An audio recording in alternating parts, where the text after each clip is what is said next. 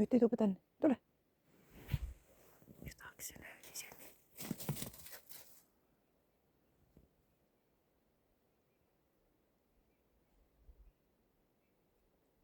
Tällä alueella oli siis viime vuonna karhu. Useampi jälki löydettiin. Ihan niin tuoreeltaan. Hajotti mehiläispesät tuosta vierestä. Ne ei ole siis meidän, mutta heti oma mielikuvituksen kanssa, että voisiko se olla jo herännyt. Missäköhän liene koira aivan paniikissa. Äsken karju ihan kurkkusuorana. Tämä nyt ei tiedä mistään mitään, mutta Myytti on tämmönen vähän tietoisempi tapaus. Jännää.